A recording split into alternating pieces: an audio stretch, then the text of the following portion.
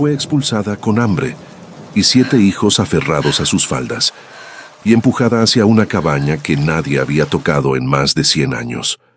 Puedes imaginar a una madre viuda, sin dinero, sin familia, y aún con 8 bocas que alimentar, tratando de sobrevivir en medio del desierto, sabiendo que cada paso podría ser el último de sus hijos.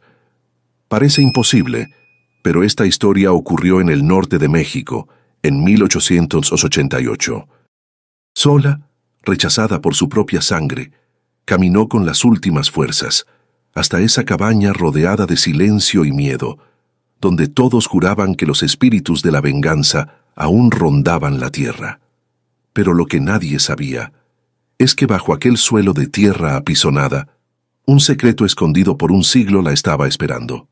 Antes de continuar, suscríbete al canal y deja tu like, porque el final de esta historia te va a erizar la piel.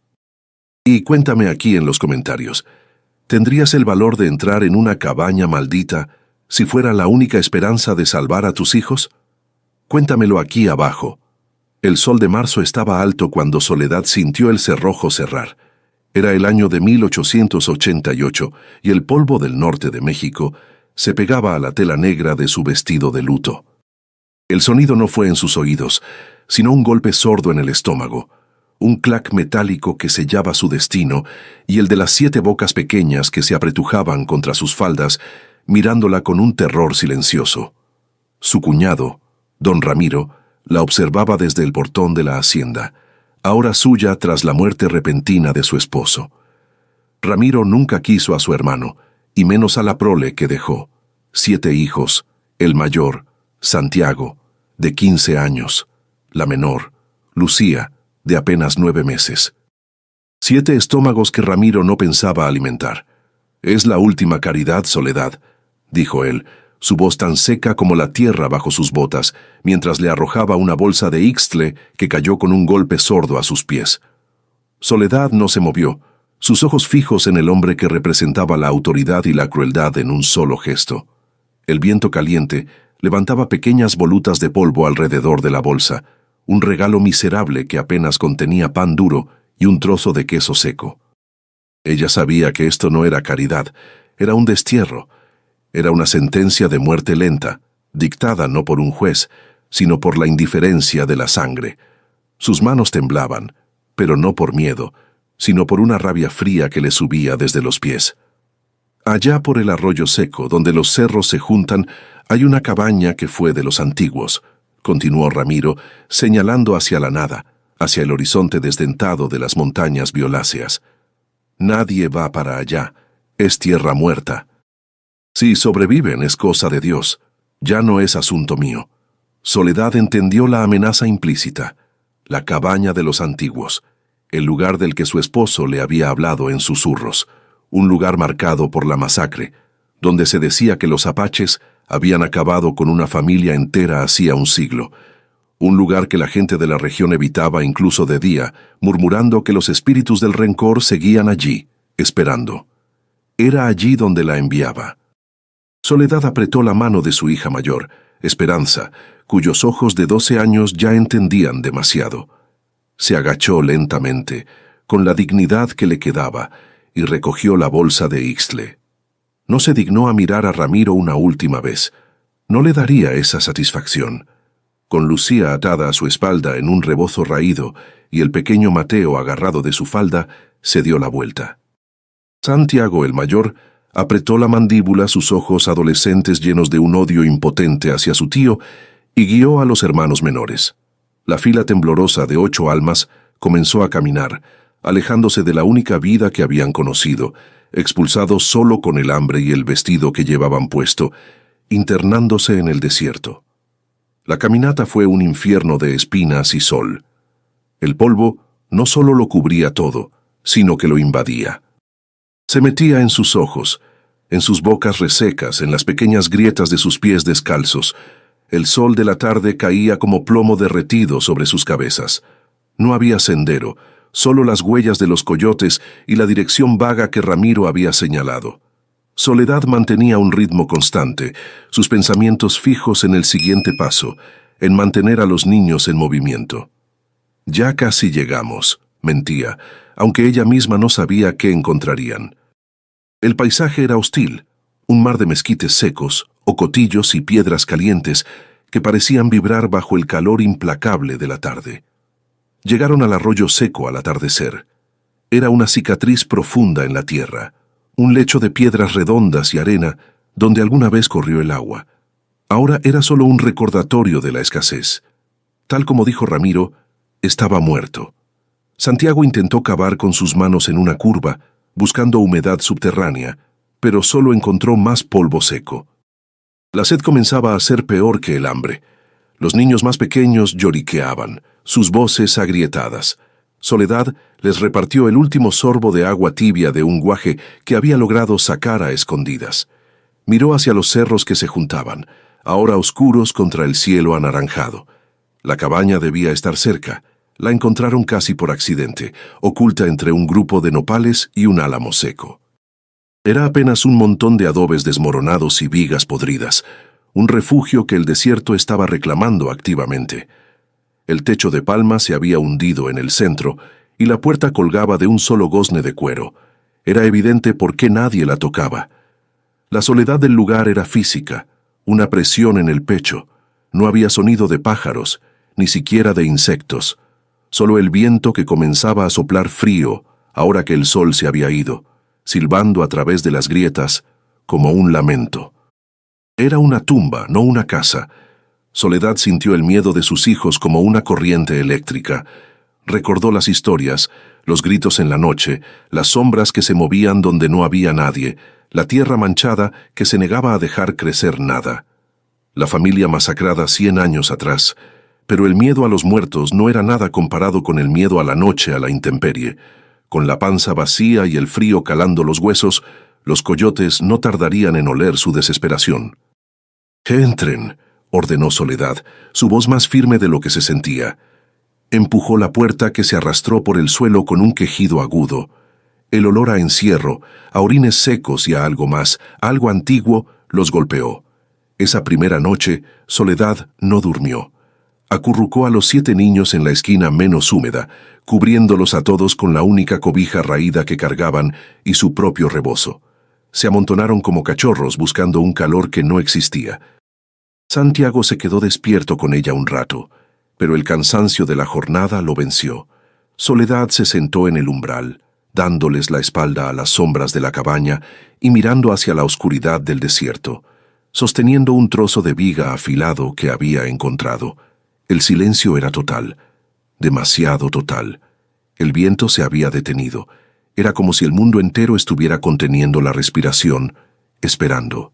Y entonces lo escuchó. No fue el viento, no fue un animal afuera.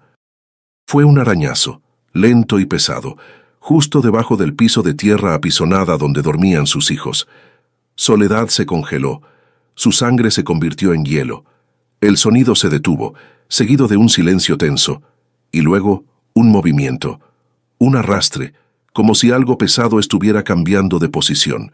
No era una rata, no era un tejón, era algo más grande, algo que respiraba con una dificultad rasposa, un fuelle doloroso que parecía venir de las entrañas de la tierra. Se mantuvo inmóvil, protegiendo la entrada, el corazón golpeando sus costillas, sabiendo que no estaban solos. Al amanecer el sonido había cesado, pero el miedo se quedó impregnado en el aire, tan palpable como el olor a moho y polvo antiguo de la cabaña. Soledad no había pegado ojo. Vio cómo la luz grisácea del alba se filtraba por las grietas del techo y la pared, iluminando los rostros pálidos de sus hijos, acurrucados e inmóviles. El hambre era un dolor sordo en su propio estómago, pero el llanto débil de Lucía, un gemido agudo por falta de leche, era una tortura mucho peor. Se levantó, sus miembros entumecidos por el frío de la tierra y la tensión de la vigilia. Afuera, el desierto era de un silencio brutal, un paisaje de colores muertos que no ofrecía consuelo ni promesa. Mientras los niños mayores despertaban, sus ojos hinchados y confundidos, Soledad salió a inspeccionar la cabaña a plena luz del día. Era aún más ruinosa de lo que parecía. Los adobes se deshacían al tacto, y el pequeño corral de piedra contiguo estaba derrumbado. Buscó huellas alrededor de los cimientos, algo que delatara al animal de la noche. No encontró nada, ni el rastro de un coyote, ni la marca de un tejón. Era como si la criatura viviera exclusivamente debajo de ellos, en las entrañas de la tierra. Santiago se le acercó, con el rostro serio de un hombre de 15 años forzado a hacerlo. «¿Qué fue eso, madre?», preguntó en voz baja. Soledad sacudió la cabeza. «Un animal, mijo, buscando refugio.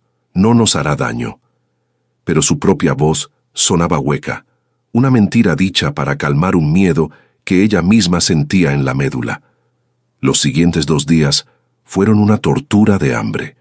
El pan duro y el queso seco desaparecieron en el primer desayuno, repartidos en porciones minúsculas que solo sirvieron para despertar más el apetito. Soledad intentó hervir algunas hojas de mezquite que reconoció, pero el resultado fue un brebaje amargo e indigesto que los niños escupieron. El hambre se volvió un personaje más en la cabaña. Se sentaba en la esquina, observándolos. Volvió a los niños más pequeños apáticos y llorosos, y a los mayores irritables y desesperados. Esperanza, de 12 años, intentaba distraer a los más chicos con juegos de piedras, pero sus propias manos temblaban de debilidad. La escasez era absoluta. Santiago tomó el único cuchillo de cocina que Soledad había logrado salvar, un objeto pequeño con la punta rota, y salió decidido. Pasó horas bajo el sol abrasador, tratando de poner trampas para conejos usando fibras del ixtle de la bolsa de Ramiro. Revisó los agujeros en las laderas, buscó nidos de codorniz, persiguió lagartijas, pero el desierto no se dejaba atrapar. Volvió al atardecer con las manos ensangrentadas por las espinas y los ojos bajos. No traía nada. El polvo era lo único que había logrado atrapar. Soledad vio cómo la fachada de hombretón de su hijo se desmoronaba por un segundo y sintió una oleada de orgullo y dolor tan intensa que casi la ahoga. Esa tarde, la crisis golpeó. Lucía, la bebé de 9 meses, comenzó a arder en fiebre. Su cuerpo, ya debilitado por la falta de leche materna, los pechos de Soledad estaban secos por el hambre y la angustia. No pudo resistir. Sus llantos, que habían sido débiles, se convirtieron en gemidos agudos y entrecortados que taladraban el silencio de la cabaña. Soledad la sostuvo contra su pecho, meciéndola inútilmente, sintiendo el calor antinatural que emanaba de su cuerpecito. La frente de la bebé quemaba, sus labios estaban secos y agrietados. Soledad sabía lo que significaba la fiebre en un niño tan pequeño sin alimento ni medicina. Era el principio del fin. La desesperación la empujó fuera de la cabaña otra vez. Corrió por el monte, arañándose con las ramas secas, buscando frenéticamente cualquier cosa que su abuela le hubiera enseñado. Buscaba la tuna en los nopales, pero estaban secos, la temporada había pasado. Buscaba la pulpa de una biznaga, pero no tenía el machete necesario para cortar la coraza de espinas. Buscó la hierba del coyote, la damiana, cualquier cosa. No encontró nada. El desierto era un cofre cerrado con llave, y ella no tenía cómo abrirlo. Regresó vacía, el sol poniéndose, la sombra de los cerros cayendo sobre la cabaña como un sudario. El llanto febril de Lucía la recibió desde la puerta. Esa noche, el sonido regresó. Apenas la oscuridad se asentó, el arañazo volvió, pero esta vez era más fuerte, más insistente. Ya no era cauteloso. Sonaba como garras rascando la piedra, justo debajo de donde dormían. Los niños mayores se despertaron de golpe. Mateo, de 6 años, soltó un grito de terror, lo que provocó que los otros comenzaran a llorar. El pánico se apoderó del pequeño cuarto. Santiago se puso de pie, agarrando la viga afilada, sus nudillos blancos. Soledad intentaba calmar a los niños mientras sostenía a Lucía, que ahora temblaba con escalofríos a pesar del calor de la fiebre. El ruido debajo de ellos era constante, un movimiento pesado que hacía vibrar la tierra. Soledad sintió que se quebraba. El hambre le roía las entrañas, la fiebre de Lucía le quemaba las manos. El terror de sus otros hijos le rompía el corazón y el sonido bajo sus pies amenazaba su cordura. No podían sobrevivir una noche más así. Ramiro no los había enviado allí a sobrevivir. Los había enviado a desaparecer. Los había enviado a que el desierto, o lo que fuera que vivía en él, hiciera el trabajo sucio. La imagen de su cuñado, seguro y bien alimentado en la hacienda, le provocó una náusea de odio. Sabía que no vendría nadie. No había rescate. La solución tenía que venir de ella. Miró el rincón oscuro de donde provenía el sonido. Luego miró a Lucía, cuyos ojos vidriosos apenas la enfocaban. El llanto de la bebé se estaba apagando, convirtiéndose en un quejido casi inaudible. Era la señal. La muerte estaba entrando en la cabaña, y no era por la puerta. Soledad se levantó. El miedo a lo desconocido que había debajo era inmenso, pero el terror de ver morir a su hija era mayor. La certeza de la muerte que tenía en sus brazos venció al miedo de la muerte que podría estar esperando bajo el suelo. Tenía que enfrentarlo. Tenía que saber. Le quitó la viga a Santiago. «Alumbra allí», le dijo señalando el rincón. No tenían cerillos, ni velas. Solo la luz pálida de la luna que entraba por el hueco de la puerta. Soledad caminó hacia la esquina. El sonido se detuvo de golpe, como si la cosa de abajo la hubiera escuchado. Un silencio pesado cayó sobre la habitación, roto solo por la respiración agitada de los niños y el gemido de Lucía. Soledad levantó la viga. «Si es un animal», pensó, su mente fría y clara de repente, «lo mataré, lo mataremos y comeremos. Si es un espíritu, le rogaré piedad y le ofreceré mi alma a cambio de la de mis hijos».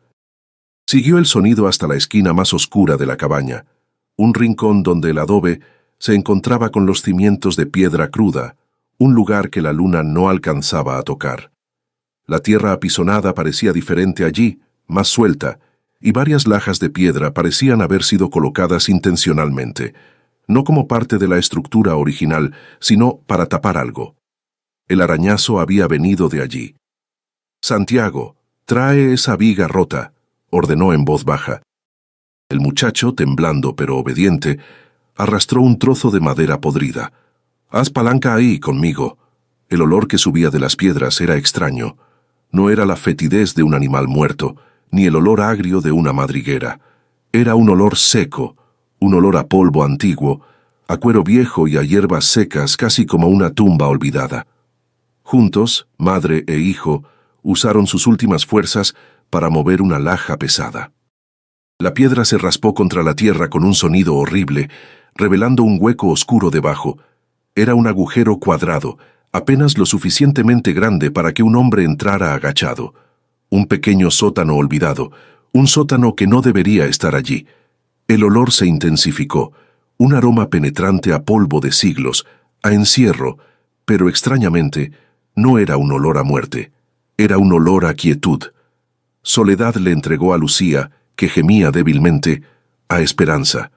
«Sostén a tu hermana y no se muevan». Su voz era un cuchillo. No había espacio para el miedo ahora, solo para la acción. Santiago, usando la viga, golpeó la oscuridad. El golpe sonó sordo, golpeando madera. No hubo gruñido ni movimiento. Lo que fuera que estaba allí abajo estaba quieto, o se había ido o nunca había sido un animal. Soledad se arrodilló, su mano rozando el borde del agujero. Sintió el aire frío que subía de la tierra. No tenía lámpara ni vela. La única luz era el pálido rectángulo de la luna en la puerta. «No veo nada», dijo Santiago, su voz temblando. «Espera», susurró Soledad. Dejó que sus ojos se acostumbraran a la negrura, y entonces la vio. No era una criatura, era una forma, una caja grande y oscura en el centro del hueco. El corazón de Soledad dio un vuelco violento, una esperanza tan dolorosa que casi la hizo vomitar. Oro, plata, joyas dejadas por los antiguos dueños, escondidas de los apaches, un tesoro que Ramiro desconocía. La idea era tan vertiginosa que la mareó. «Ayúdame», le dijo a Santiago. Ambos se metieron parcialmente en el hueco, sus manos buscando a tientas la superficie de la caja.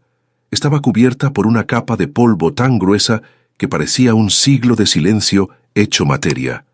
Era un arcón de madera oscura, pesada como el plomo, reforzado con bandas de hierro oxidado que se sentían frías y ásperas bajo sus dedos. La codicia y la necesidad lucharon dentro de ella.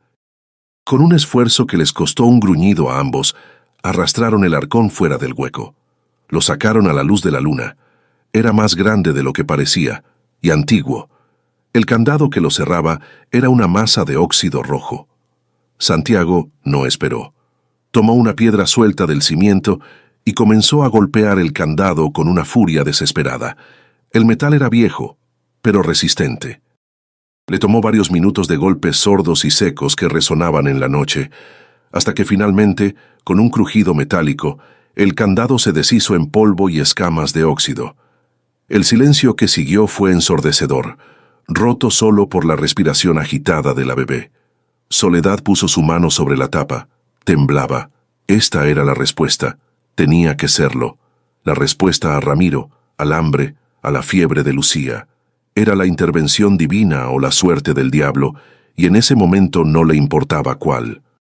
Levantó la tapa pesada. El chirrido de las bisagras oxidadas fue como un grito en la quietud. Todos los niños, incluso los más pequeños, se habían acercado, sus ojos grandes y redondos fijos en la caja. La tapa cayó hacia atrás con un golpe sordo. Soledad metió la mano en la oscuridad del interior, esperando sentir el frío de las monedas, la dureza de las joyas. Pero sus dedos no tocaron metal precioso. Dentro no había oro. La primera ola de decepción fue tan amarga que Soledad casi se desploma. Era una broma cruel del destino. Lo que sus manos tocaron fue piel seca, papel quebradizo y vidrio frío. Santiago acercó su rostro, tratando de ver. El arcón estaba lleno de objetos que nadie en 100 años había tocado. Objetos extraños que la iglesia en la hacienda habría llamado brujería, obra del demonio. Había libros gruesos, forrados no en cuero de vaca, sino en piel de venado, suave y gastada. Las páginas amarillentas estaban cubiertas de dibujos intrincados de plantas, de estrellas y de símbolos que ella no podía reconocer. Había docenas de pequeños cajones de madera, cada uno con una etiqueta escrita a mano en una caligrafía desvaída. Al abrir uno, encontró semillas secas que nunca había visto. Otro contenía polvos de colores brillantes, rojo ocre, amarillo vibrante, azul profundo. Había piedras negras pulidas, lisas y frías, talladas con formas de animales. Una serpiente, un águila, un coyote. Eran herramientas de obsidiana, cuchillos afilados como navajas y raspadores. Y en el fondo, cuidadosamente acomodados en nidos de paja seca, había frascos de vidrio soplado, oscuros, sellados con cera, que contenían líquidos espesos y aceites perfumados. Era el baúl de un curandero, o quizás de un chamán. Una profunda confusión se apoderó de Soledad. ¿De qué servía esto? No podía comer libros, no podía vestir a sus hijos con polvos de colores. La rabia y la desesperación volvieron a subirle por la garganta. Había arriesgado todo, había luchado contra el miedo, solo para encontrar basura de indios, reliquias de un mundo muerto. Miró a sus hijos, que la observaban con la misma decepción. El tesoro era solo más polvo, más engaño. Y entonces Lucía soltó un grito agudo, un espasmo que sacudió su pequeño cuerpo. La bebé estaba convulsionando. La fiebre la estaba matando ahora, en ese preciso instante. La convulsión de Lucía la trajo de vuelta a la realidad con la violencia de una bofetada. El tiempo de la decepción se había acabado. El tiempo de dudar había pasado. Desesperada, sus ojos barrieron el contenido del arcón. Ya no buscaba riqueza, buscaba un milagro, cualquier cosa. Agarró los frascos de vidrio, arrancando los sellos de cera con las uñas. Olfateó uno, olía a tierra mojada. Otro olía a pino. Eran solo aceites. Sus manos temblorosas hurgaron en el fondo, debajo de los libros de piel de venado. Encontró un último vial, no de vidrio, sino de cerámica oscura, pequeño y pesado, sellado con cera roja. Sus manos, ásperas por el miedo, agarraron el pequeño vial de cerámica. Era lo último que quedaba en el fondo del arcón. Era pesado para su tamaño, liso y frío al tacto, sellado con cera roja que parecía sangre seca en la penumbra. En ese mismo instante, Lucía se arqueó sobre los brazos de Esperanza, su espalda tensa como un arco. un gemido ahogado saliendo de sus labios azules. La convulsión la estaba sacudiendo con una violencia que su pequeño cuerpo no podría soportar por mucho tiempo. El pánico borró todo rastro de decepción en Soledad. Ya no importaba el oro, solo importaba ese último frasco. Con un temblor que casi le hace soltarlo, Soledad usó la uña rota de su pulgar para rasgar el sello de cera. La cera se desmoronó, liberando un olor que llenó la cabaña de inmediato. Fue abrumador, un aroma dulce y penetrante, un olor a miel, pero a una miel salvaje, del desierto, mezclado con el aroma resinoso de la gobernadora después de la lluvia y algo más, algo terroso y cálido. No olía a medicina de botica, olía a la tierra misma, a la raíz profunda de algo vivo. Era un olor que despertaba algo en su memoria, algo antiguo y casi olvidado, una sensación de poder crudo. El olor la transportó. Vio el rostro arrugado de su abuela, una mujer callada que vivía en los márgenes de la hacienda, una yerbera que hablaba con las plantas y que el cura de la parroquia miraba con desconfianza. Recordó las historias que le contaba en susurros, historias prohibidas sobre la medicina de la tierra, sobre cómo el desierto proveía todo lo necesario para vivir y para curar, mucho antes de que llegaran los doctores y los sacerdotes. Su abuela le había enseñado a respetar el poder que dormía en las raíces y las hojas, un poder que la iglesia llamaba brujería, pero que ella llamaba vida. Soledad miró el frasco, luego a su hija convulsionando. El cura no estaba allí.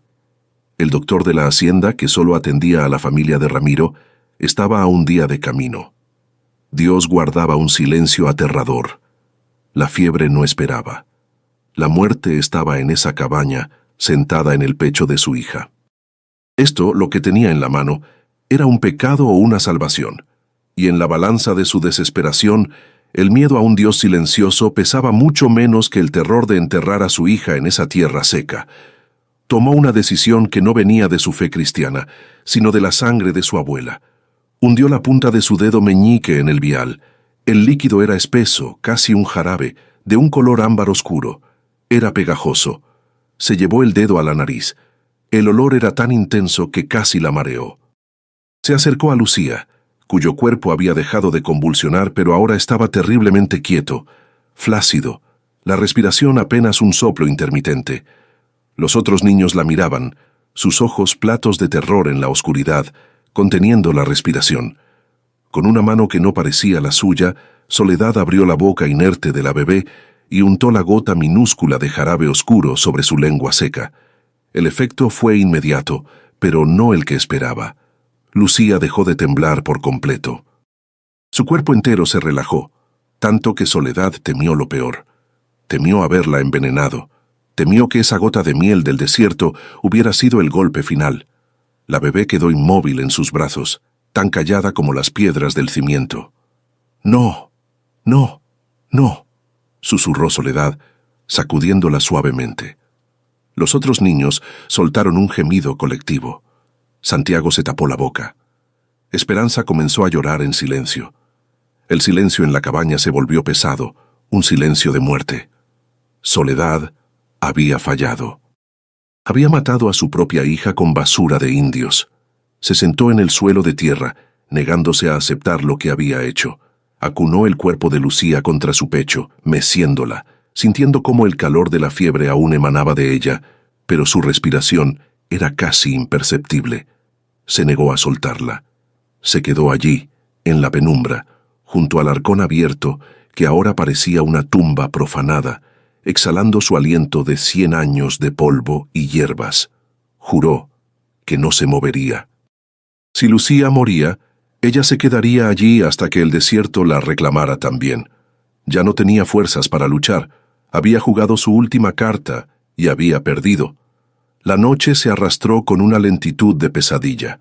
La luna, única testigo, se movió perezosamente por el hueco del techo. Los niños, vencidos por el hambre, el miedo y el agotamiento, finalmente se durmieron uno por uno, acurrucados como una camada de cachorros abandonados. Pero Soledad no cerró los ojos.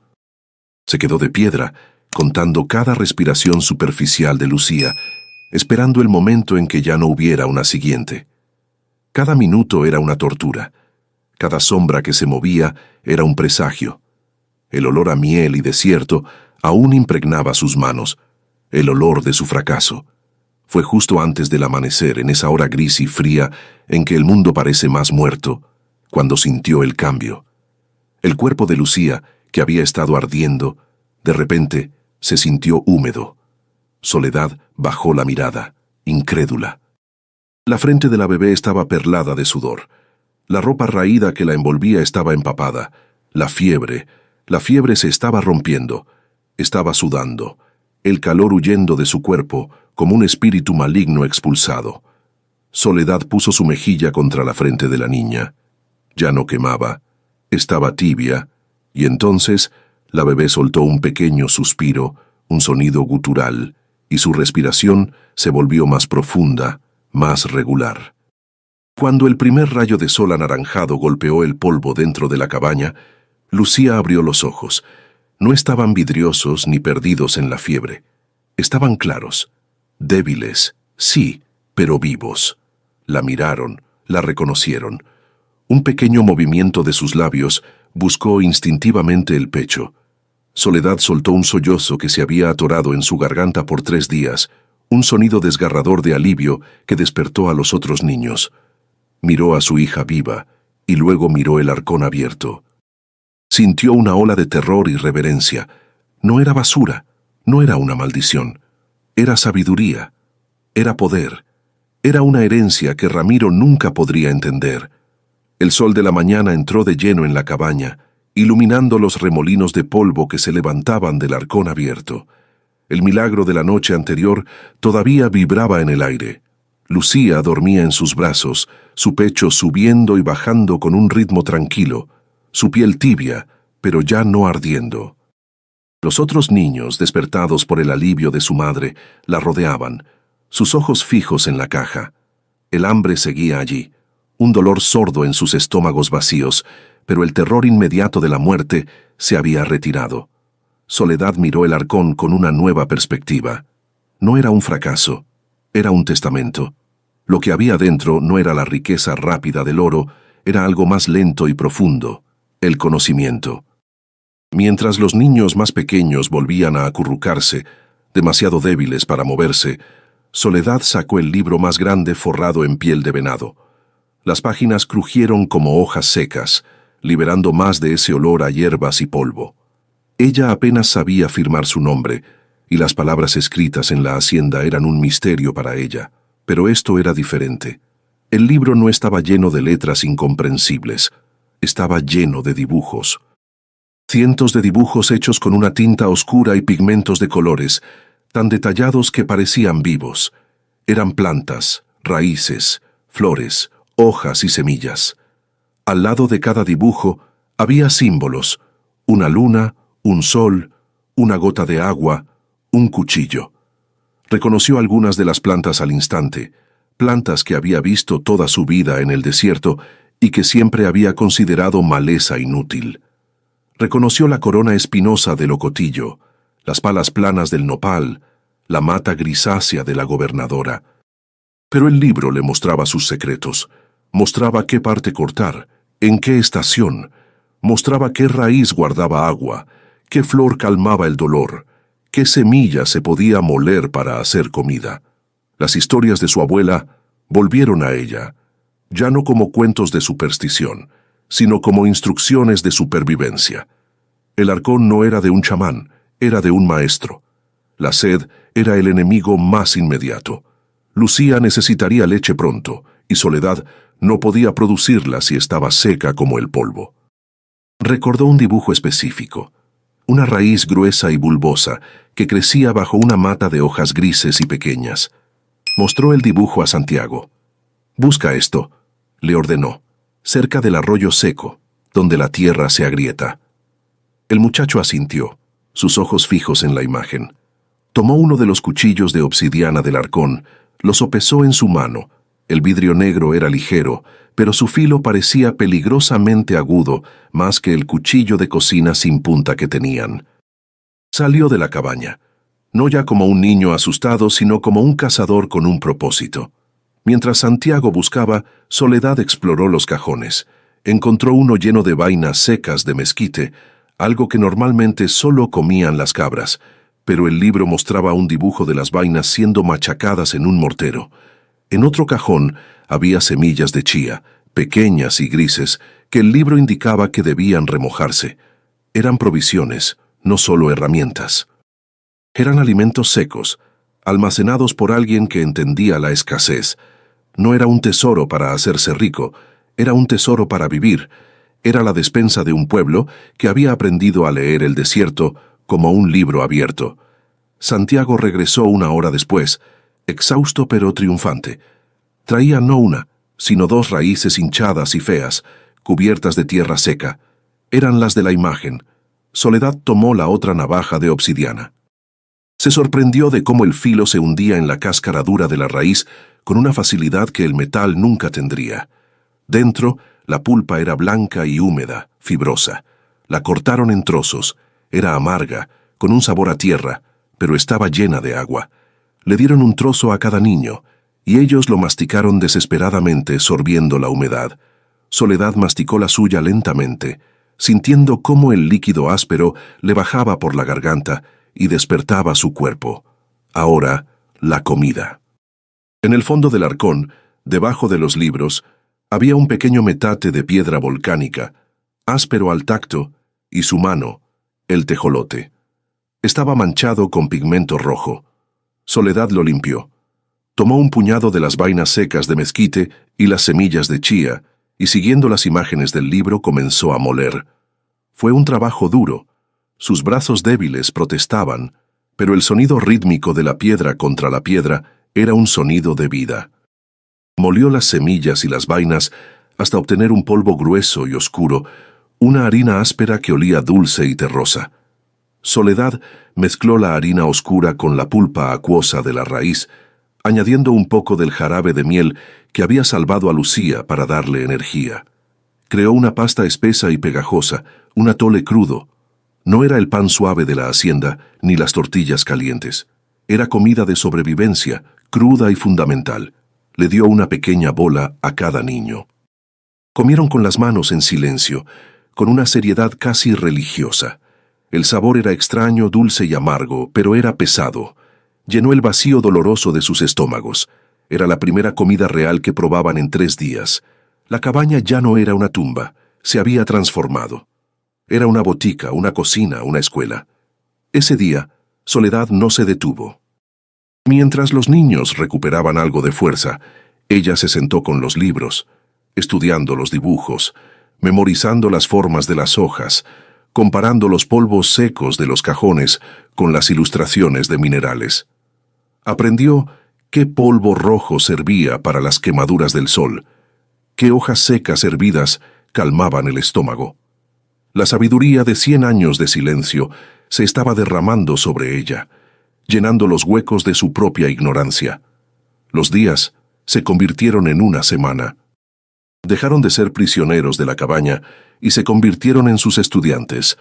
Santiago aprendió a identificar las plantas comestibles y a usar las trampas que el libro ilustraba, esta vez con éxito, atrapando 2 conejos.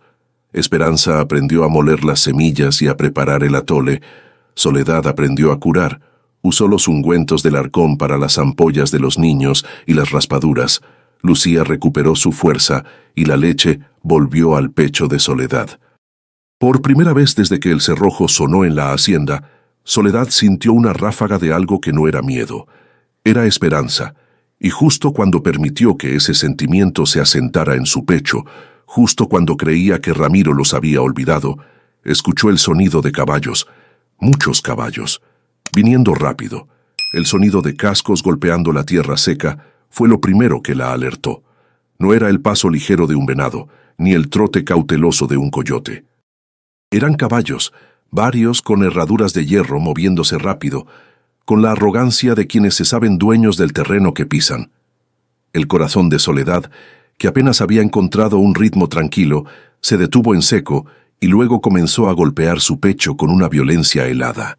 Santiago, que estaba afuera limpiando la piel de un conejo con la navaja de obsidiana, se puso de pie de un salto, sus ojos fijos en la nube de polvo que se levantaba más allá del arroyo seco. El mundo que los había escupido regresaba ahora a reclamar lo poco que tenían. «Adentro, todos adentro, ahora», gritó Soledad. Su voz no fue un ruego, fue una orden militar. Los niños, que habían comenzado a jugar en el polvo, corrieron hacia la cabaña, sus rostros pálidos de un terror renovado. Esperanza agarró a los más pequeños y los empujó hacia la esquina más alejada. Santiago corrió hacia la puerta, sosteniendo el cuchillo de obsidiana, la sangre del conejo brillando oscura sobre el vidrio negro. «Madre, es él», dijo, su voz quebrándose por la adolescencia y el miedo. «Es el tío Ramiro». Soledad lo sabía. Solo un hombre montaría con esa confianza en tierras que todos los demás consideraban malditas. 5 jinetes emergieron de la nube de polvo.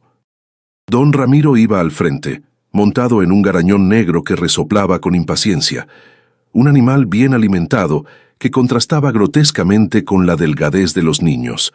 A su lado, 4 de sus caporales, hombres de rostro duro, con rifles enfundados en las sillas de montar y miradas vacías. Rodearon la cabaña en un semicírculo, atrapando a la familia contra la pared de adobe. Ramiro se detuvo a pocos metros de la puerta, su mirada recorriendo la ruinosa estructura con desprecio, hasta que sus ojos se posaron en Santiago, que seguía de pie en el umbral. El silencio se estiró, denso y caliente. Se podía oír el crujido del cuero de las sillas de montar y el resoplido de los caballos. Ramiro sonrió, una sonrisa torcida que no llegó a sus ojos. «Vaya, vaya», dijo, su voz resonando en el aire quieto. «Así que los espíritus no se los han comido todavía. ¡Qué decepción!». Uno de sus hombres rió nerviosamente, pero Ramiro lo silenció con una mirada. Sus ojos se entrecerraron, fijos ahora en el interior oscuro de la cabaña. «Alguien me llevó el chisme, Soledad. Un rumor, que la viuda mendiga había encontrado algo en la cabaña maldita. Parece que el miedo al diablo es más débil que la curiosidad de los peones». Él no había venido por ellos. Había venido por lo que ellos habían encontrado. Su codicia, alimentada por el chisme, había vencido a su superstición. «Salgan de ahí, Soledad», gritó su voz cambiando de la burla a la orden, «y traigan el tesoro, no me hagan entrar por él». Los niños más pequeños comenzaron a llorar en silencio. Santiago levantó el cuchillo de obsidiana, un gesto fútil contra los hombres armados. «Lo que sea que esté en esa tierra es mío», continuó Ramiro escupiendo en el polvo. «Cada piedra, cada grano de arena, y cada centavo de oro que esos antiguos hayan enterrado, es mío por ley». Soledad dio un paso adelante, empujando suavemente a Santiago detrás de ella. Se acomodó a Lucía, que se había despertado pero estaba tranquila en su cadera. Caminó lentamente desde la sombra del interior hacia la luz brutal del sol. Se detuvo en el umbral, dejando que la luz la bañara. No era la misma mujer que él había expulsado. No era la viuda temblorosa y suplicante. Sus ropas seguían raídas. Su rostro estaba sucio de polvo y sudor, pero sus ojos estaban firmes. Había una quietud en ella, una dignidad que no provenía de la riqueza o el estatus, sino de haber mirado a la muerte a la cara y haberle ganado la partida. Ramiro pareció desconcertado por un segundo. Esperaba lágrimas, ruegos. No esperaba esa calma de piedra. «¿Y bien?», espetó. «¿Dónde está?». Soledad sostuvo su mirada. Detrás de ella, en el suelo de la cabaña, el arcón permanecía abierto, los libros de piel de venado, los frascos y los polvos de colores visibles para quien quisiera mirar. Santiago seguía a su lado, temblando, pero listo para pelear por su madre, un cachorro de lobo protegiendo a la manada. Soledad levantó la barbilla, sintiendo el peso vivo y saludable de Lucía en su cadera. La bebé era su escudo, la bebé era su prueba. «No hay oro, cuñado», dijo Soledad. Su voz fue tranquila, pero cortó el aire de la mañana con más filo que la obsidiana. Resonó en el silencio de los cerros. «No encontramos nada que te sirva». Ramiro soltó una carcajada incrédula. «¿Crees que soy estúpido? ¿Crees que vine hasta este basurero por nada? El peón dijo que encontró un arcón». «Es verdad. admitió Soledad imperturbable. Hay un arcón, está abierto, puedes verlo tú mismo. Pero te lo digo ahora, Ramiro, aquí no había nada que tu dinero pudiera comprar. La calma en su voz, la certeza, lo enfureció. Ramiro desmontó de un salto. «Muévete», le gritó, empujándola a un lado. Santiago intentó interponerse, pero uno de los caporales le dio un golpe en el pecho con la culata de su rifle, enviándolo al suelo. Soledad ahogó un grito, pero se mantuvo firme. Ramiro entró en la cabaña, sus espuelas resonando en la tierra apisonada. Sus ojos tardaron en acostumbrarse a la oscuridad, y luego lo vio. Vio el arcón abierto. Se abalanzó sobre él, esperando ver el brillo del oro. Sus manos grandes y ásperas se hundieron, y sacaron un libro forrado en piel. Lo miró con total incomprensión, lo arrojó al suelo. Hundió las manos otra vez, sacando un puñado de frascos y semillas secas. «¿Qué es esta basura?», rugió, volteando a ver a Soledad con los ojos inyectados en sangre. «Esto es brujería, basura de indios». En su furia, agarró el arcón y lo volcó. Los libros, los cajones, los polvos de colores, las piedras talladas, todo se derramó sobre el suelo sucio, y fue entonces cuando lo vio. En la tapa del arcón, ahora visible a la luz, había un símbolo que no había notado. Una serpiente de 2 cabezas, tallada profundamente en la madera oscura. El símbolo de los antiguos, el símbolo del poder de la tierra. El símbolo de la serpiente tallada en la madera oscura pareció retorcerse bajo la luz del sol que entraba por la puerta.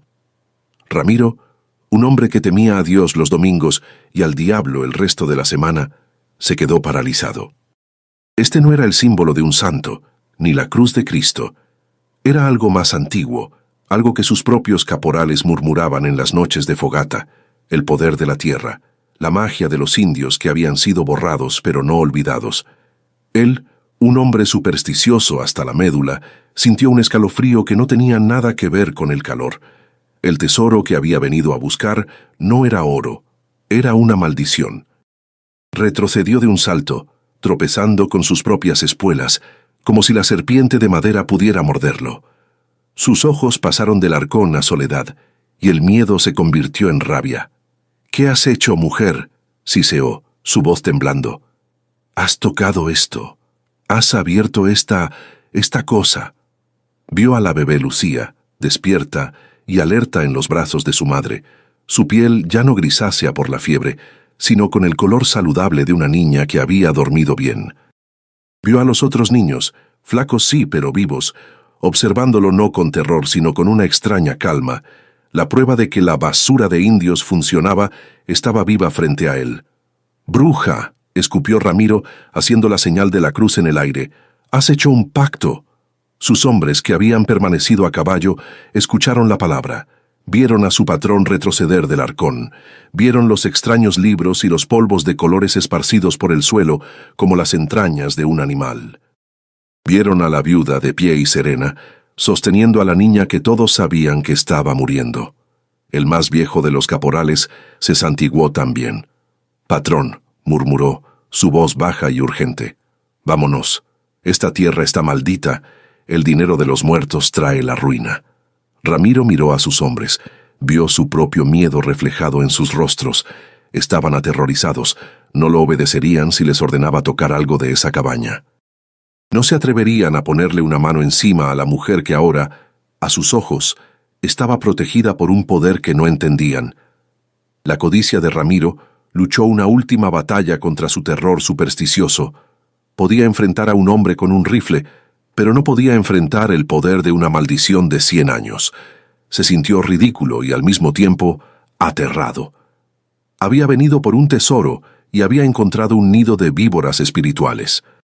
Se dio la vuelta abruptamente, casi corriendo hacia su caballo.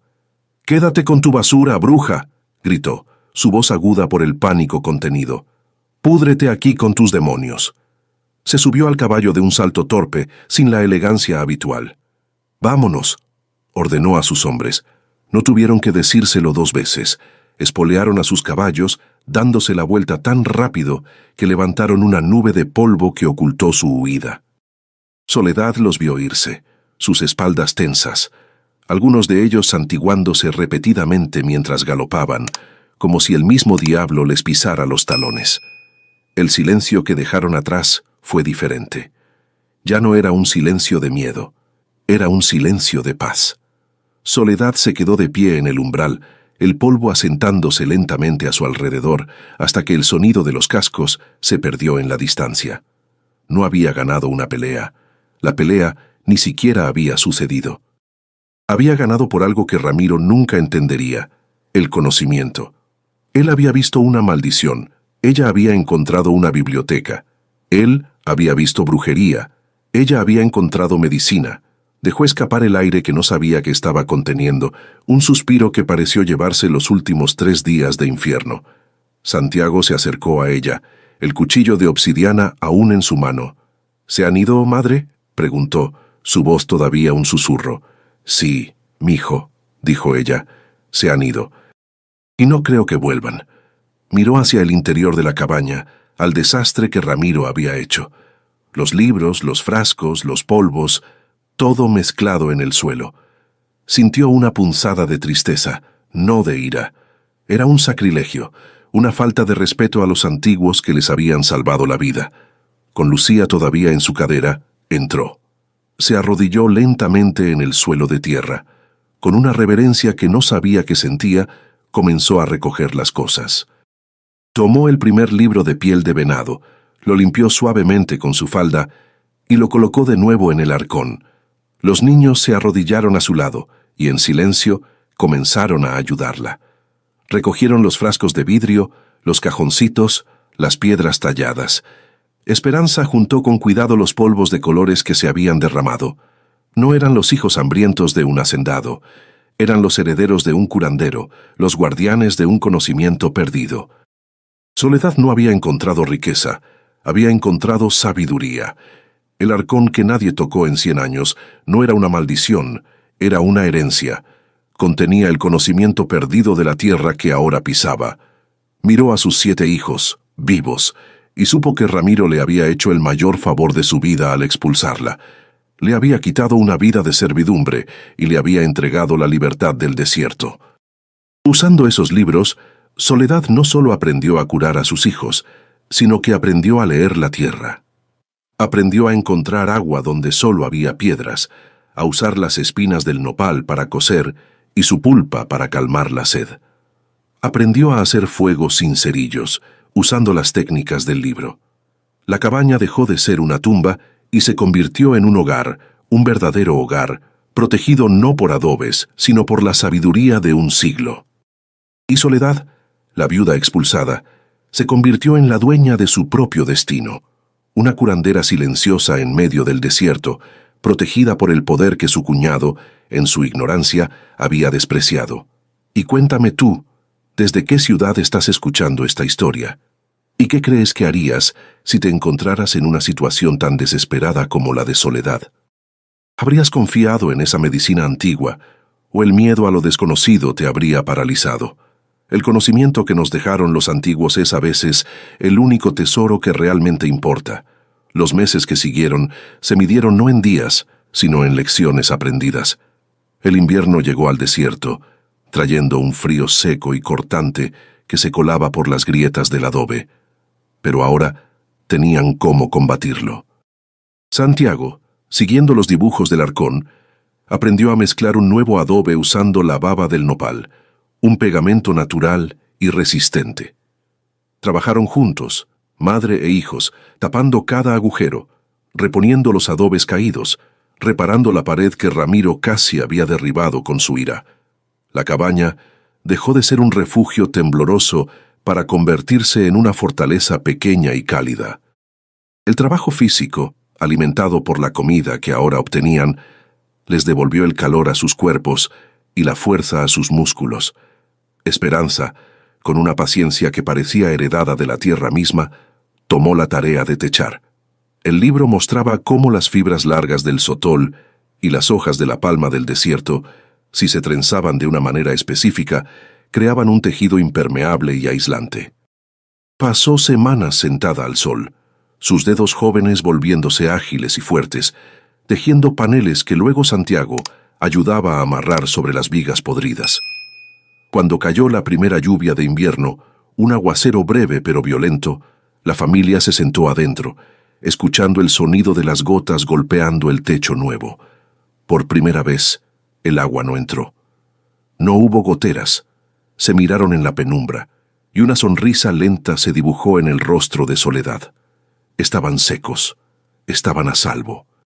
La mayor revelación del Arcón fueron las semillas. No eran solo para medicina.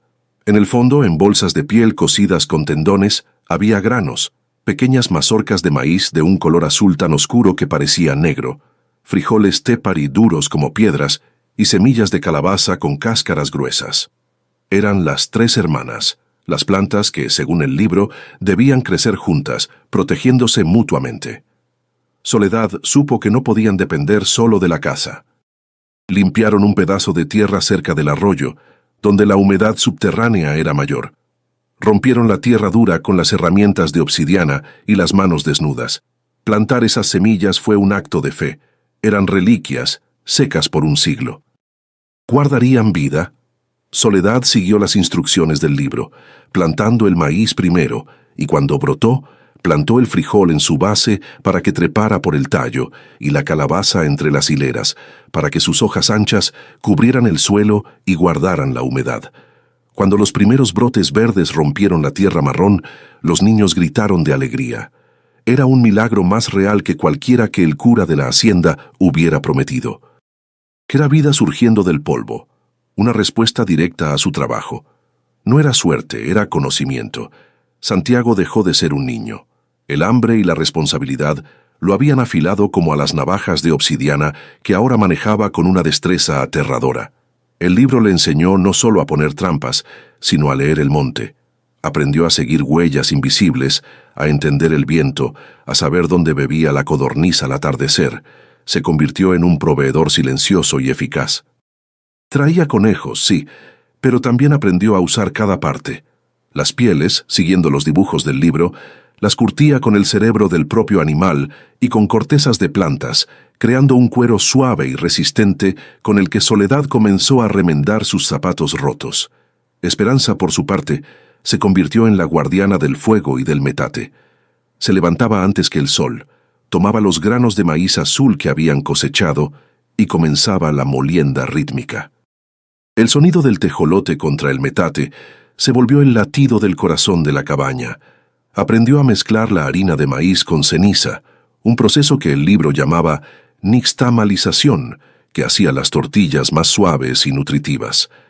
Aprendió las propiedades de las hierbas secas del Arcón, no solo para curar, sino para dar sabor al conejo guisado, transformando la comida de supervivencia en un verdadero alimento. Los niños más pequeños florecieron. Mateo, de 6 años, y los gemelos, de 4, perdieron la palidez y el miedo perpetuo de sus ojos. Sus cuerpos flacos se redondearon ligeramente. Sus pies, al principio heridos por las piedras, se endurecieron hasta volverse tan resistentes como el cuero que ahora usaban. Pasaban el día explorando los alrededores de la cabaña, aprendiendo los nombres de las plantas, buscando lagartijas, sus risas reemplazando los llantos que habían llenado los primeros días. Se habían vuelto hijos del desierto, ágiles, alertas y resistentes. La cabaña ya no era una prisión, era el centro de su universo. Soledad observaba esta transformación con una calma profunda. Ella también estaba cambiando. Cada noche, a la luz de una pequeña lámpara de aceite que había fabricado con grasa de conejo y una mecha de ixtle, estudiaba los libros.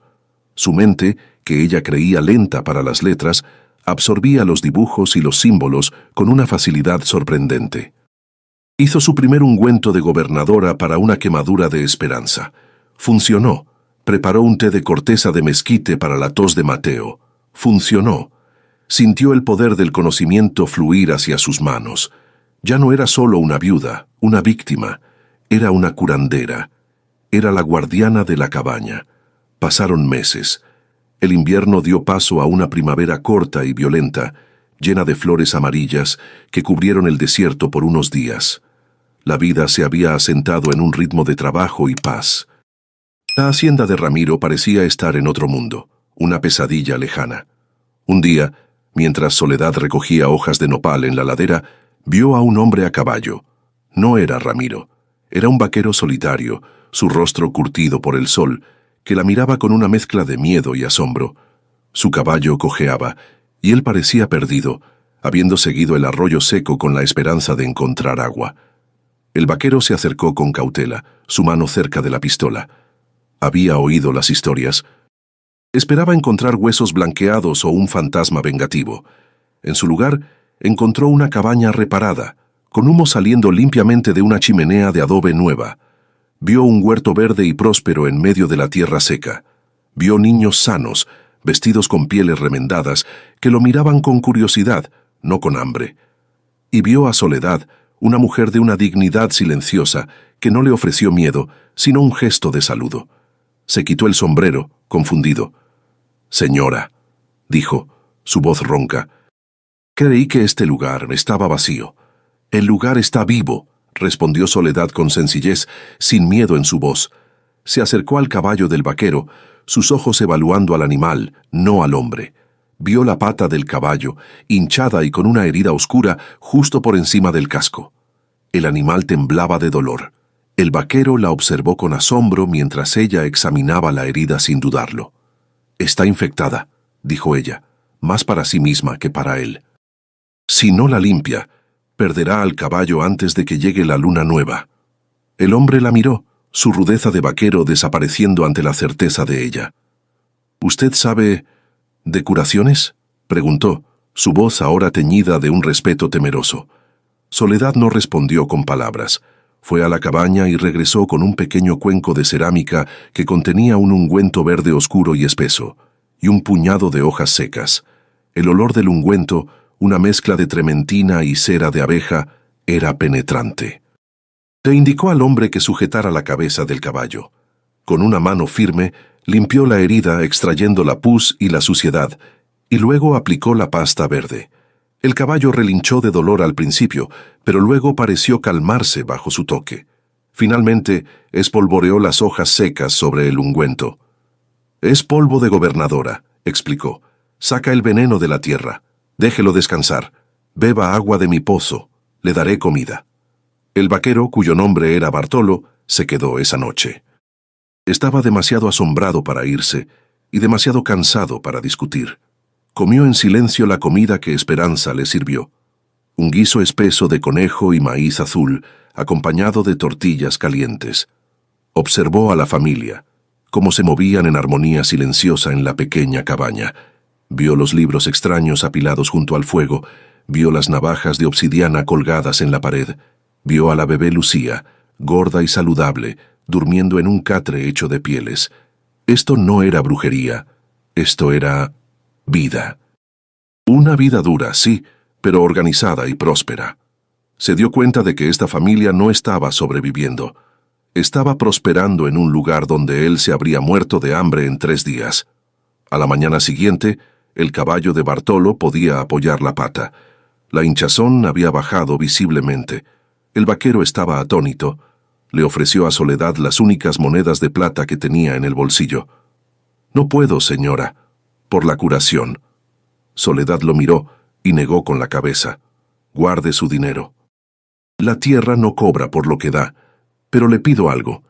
«¿El qué?», dijo él, dispuesto a darle cualquier cosa. «Corre la voz», dijo ella.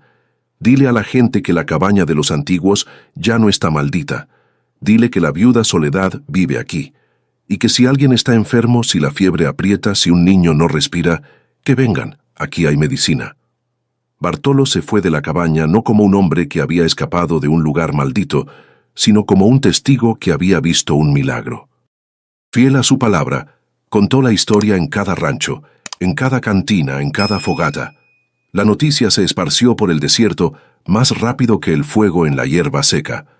La historia de la viuda expulsada que había encontrado el poder en la cabaña de los apaches se convirtió en leyenda.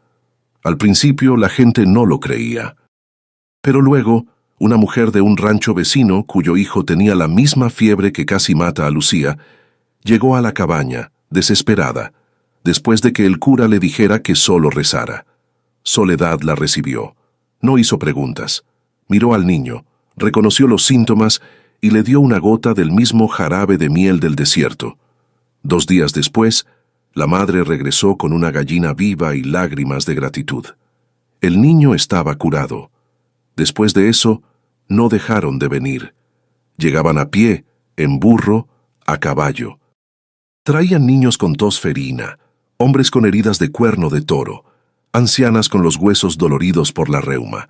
Traían su dolor, su desesperación, y traían lo poco que tenían: un saco de frijoles, un queso, una manta tejida.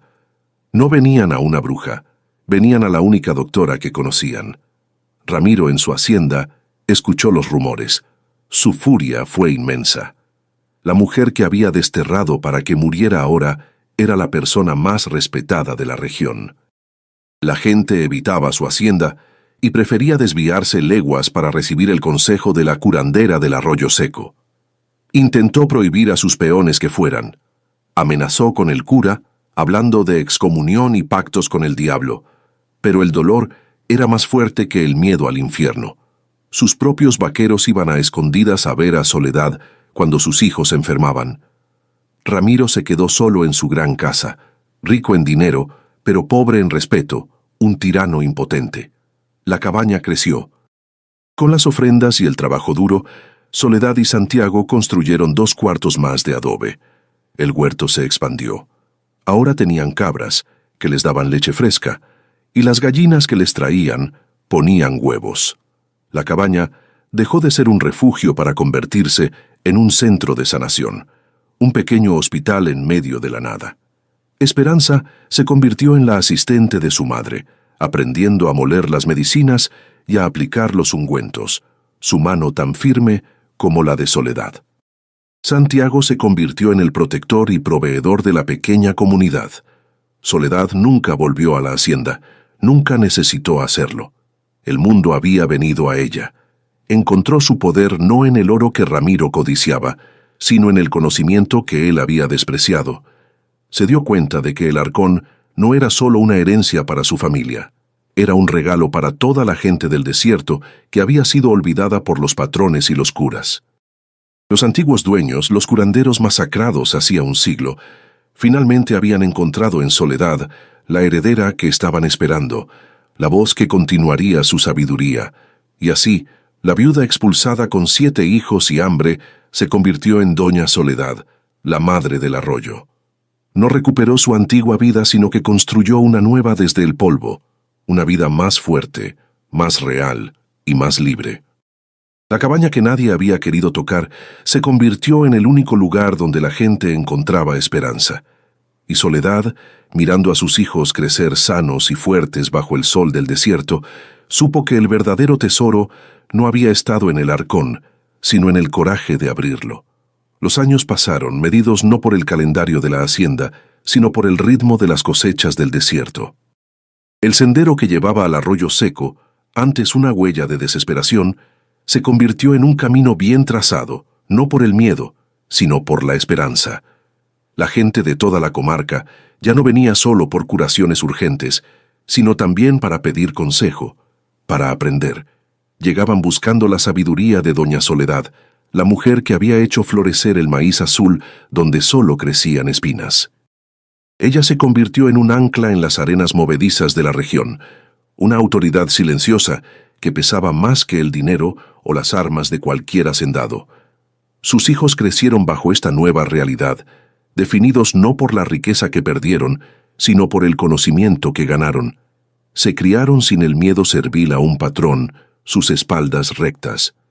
Aprendieron el idioma de las plantas antes que las letras del alfabeto. Entendieron el ciclo de la luna y la promesa del agua subterránea. No eran los huérfanos de un capataz, eran los primeros hijos de una nueva estirpe, herederos de una sabiduría que había dormido 100 años bajo la tierra y que ahora corría por sus venas. El desierto los había adoptado y ellos lo habían reclamado como propio. Santiago se convirtió en un hombre.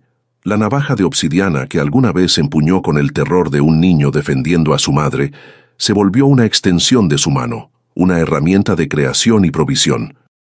Se convirtió en un maestro cazador, sí, pero también en un guardián de la tierra, entendiendo el equilibrio que los libros enseñaban. Sabía qué animal tomar y cuál dejar pasar, asegurando que el monte siempre proveyera.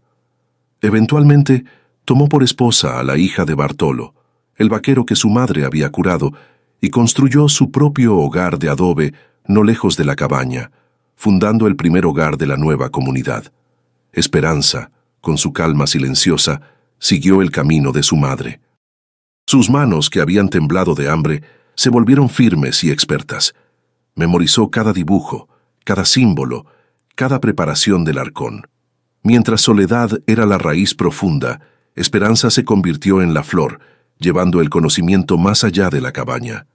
Comenzó a viajar a los ranchos lejanos cuando la gente estaba demasiado enferma para el viaje, llevando la sabiduría del arcón en una pequeña bolsa de Ixtle.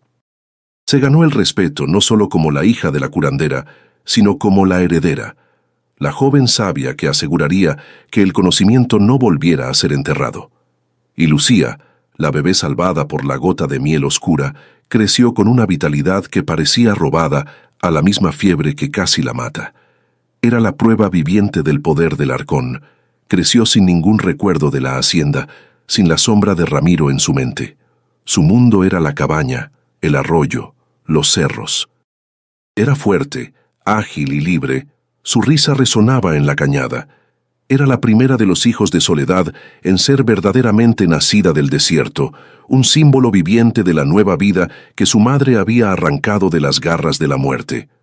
Ramiro también envejeció, pero de una manera muy distinta. Se hizo viejo en su hacienda grande y vacía, rodeado de sirvientes que le temían y una familia que solo esperaba su muerte para heredar. Su riqueza creció, pero su nombre se pudrió. Escuchó durante años las historias de doña Soledad, cómo su poder y respeto se expandían.